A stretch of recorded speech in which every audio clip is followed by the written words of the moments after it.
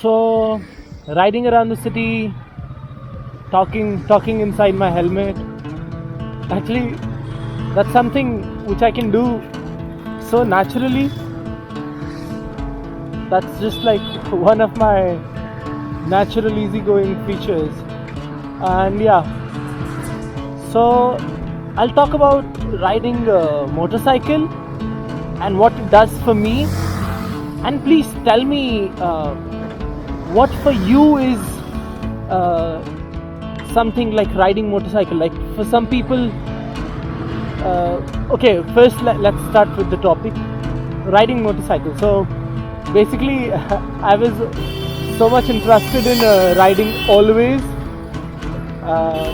There is this thing called tobu or a trike, a super small trike. And this trike has like 3 wheels and the front wheel has the pedal. And as a kid, most of the Indian kids had it. So okay, so most of the Kindian okay, kids and Indian together is Kindian. Okay, so the Kindians had it, and like. So there is a certain age till you ride on that trike, and I rode it like extensively, like twice the age till you should ride it. I rode it till then. Like let's imagine like you should ride it from 7 to something 10, and I rode it till like 15 or something. Like I was full grown. And so there was one time when I was not able to fit anymore on the trike, so I used to like put my leg behind the back axle, like over the back axle, which used to join both of the back wheels, and then hold the handle. So I didn't have to sit at the trike at all, and then I just rode it, and I broke so many trikes. Because I was overweight, like I was grown, and then you don't fit anymore, and then those toys are not made for your age anymore. So yeah, I broke so many of them, and then I learned. I tell you, I learned riding motorcycle with a Splendor, and the guy who taught me used to live just next to my building. His name is Saurabh, and I used to call him Saurabh Bhaiya. He was the only Saurabh Bhaiya I had. Saurabh is a damn common name. These kids on that Activa reminds me so much of my childhood. Yeah, but then I was on how I started to learn motorbike riding. So I started with a Splendor, but then I really learned on a Victor. So this Victor was one of my friends. His name is Suraj. So okay, everybody has a friend whose name is Saurabh, Ayush, Suraj, and Ashu, and Bhavesh, and Shubham, and so these common friends, like common Indian names, I have all of them in my list. Okay, so. Suraj had this, like he really loved his bike because his dad died when he was young, and the bike was just kept there for a lot. Okay, there is okay, no traffic. So the bike was the only thing which reminded him of his dad the most. So he used to take care of that bike so much. And then he rode that bike like what for 8 or 10 years, I think. That's how long he had it. And Suraj, okay, so Suraj used to come to check out how the studies are going.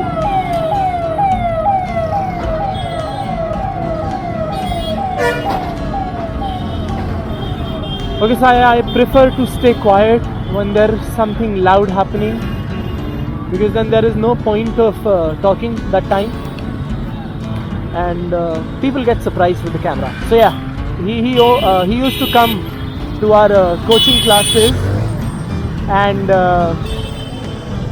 we used to ride his bike, and he used to wait outside the coaching just to see what subjects we are studying. If you know what I mean, why people come to their friends' coaching classes, just to know what's going in academics, right? Okay. And so that time we used to like ride the shit out of that bike. It was like a small capacity bike, 100 cc's, and it used to rev so bad. Like you just roll down the accelerator and it just starts to like die. The engine is ready to like blast. Or anyways, that time we were like really riding it like really rough also, because we wanted speed. Like we were the speed demons, but on a 100cc bike. So that's what happens when you try to be a speed demon on a commuter bike. But still, man, this guy Suraj, he never said anything to us, because we used to like rev the shit out of his bike, and he was like, yeah man, it's fine, that's how bikes should be ridden. He was such a darling back then. And so yeah, that was a Victor. I think a Victor, some special VL or something it was. Like it was not just an average Victor. And that was by TVS, by the way. And then the most okay, so another story. Or I'll tell this story later because it's not a good one for sure. So yeah, so then I learned like I find my skills, like I finished them, and I learned everything else on this beauty which I had. It was a 2013 Yamaha FZ. I bought it brand new with my best friend. What the fuck? Okay.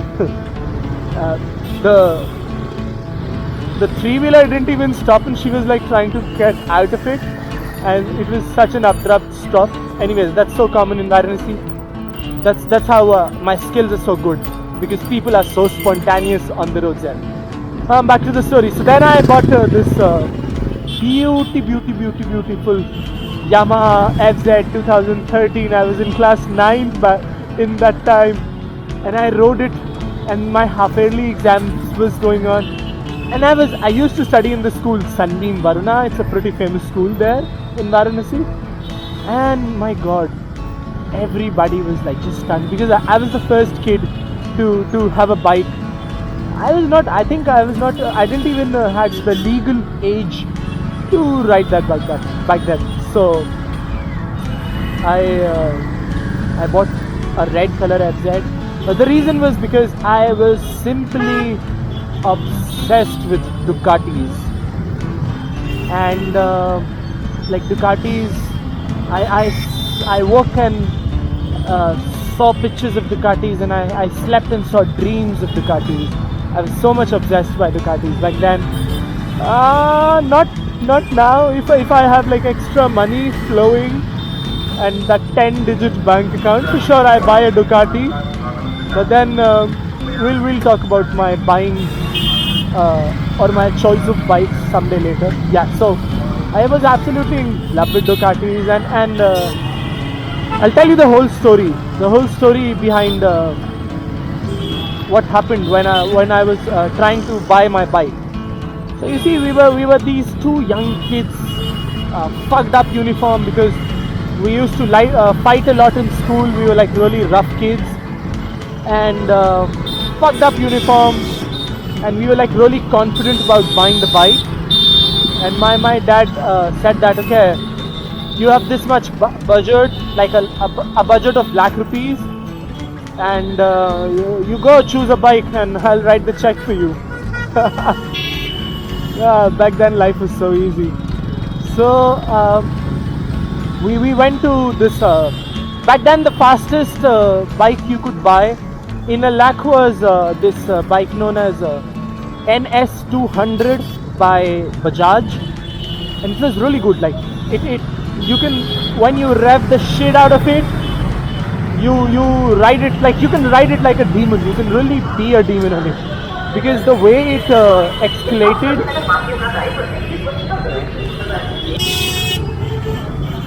I just want to do some multitasking. Just want to charge my phone while I'm also riding. So then later I can charge the camera with the power bank and still go on. And I'm so much obsessed with charging stuff. Like if I have something with battery, it should always be full charged. Yeah, so I was on Bajaj NS. So that was the best bike, and you can really be a speed demon. I didn't handle really well. So that was the first priority. I always wanted to buy a Bajaj NS. And then the second one was... okay, the reason why... Okay. Well, people in Varanasi, they love honking. But still, it's just a way of being idiot. Well, anyway, so I wanted to buy a Bajaj NS, and the reason why I didn't got it was because the bike was costing 1,20,000 or 10,000 something, okay? And my budget only allowed me a lakh, okay? But my friends said that, okay man, so see, you won't spend a lakh again and again. So if it's a lakh 20, let's arrange the 20,000. We were back then in 9th, like we had zero market credibility. But then still, I'm damn sure if we planned to arrange a lakh rupees, I tell you, we would have done that like for sure. So we had to cancel the plan, but the main reason was not money. The main reason was, so we were like students of class 9th in like real dirty uniform. We went to see the bikes and we were acting like jumping around the bikes, fanboys. And the salesman, he was behaving so rude that we just dropped the plan because of his rude behavior. Because man, we really wanted to buy a bike and he didn't take us seriously. But anyways, so then the second priority was TVS Apache 180 matte black ABS. And that was like the sexiest thing back then. It was like a chick magnet. But didn't got that because so back then TVS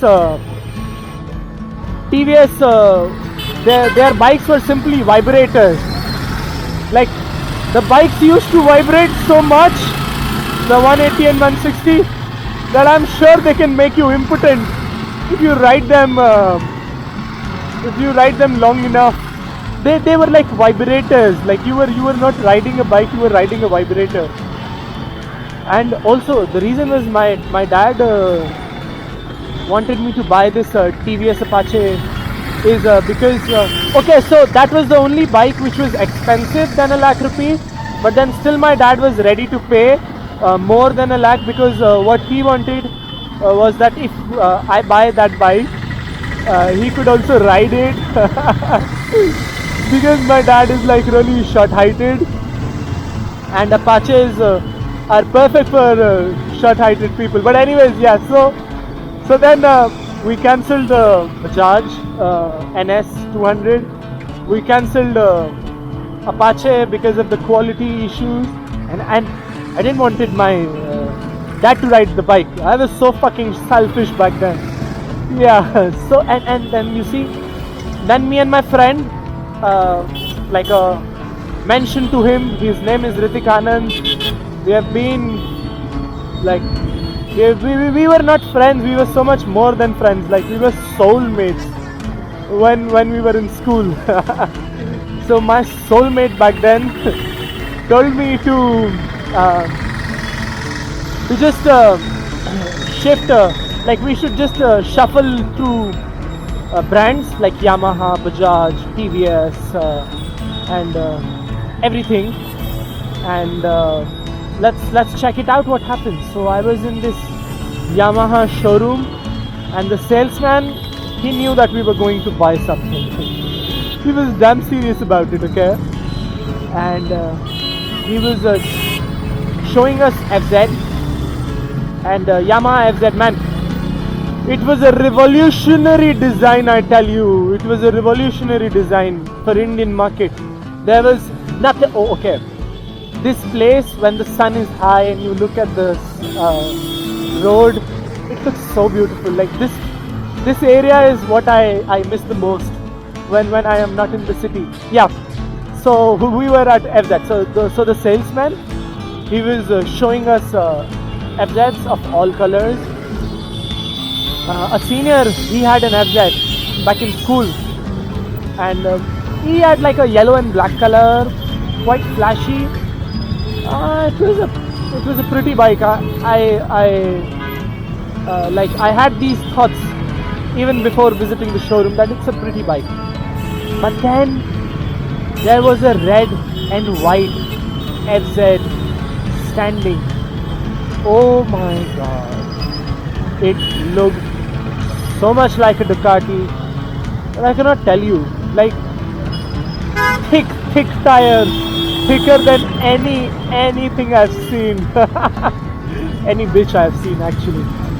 And back then, like, it was a 140 section tire back in the back, and I was just blown. And the red and white color looked so much like a Ducati, and I was just like blown by it, just blown. And I made my choice that FZ is what I get.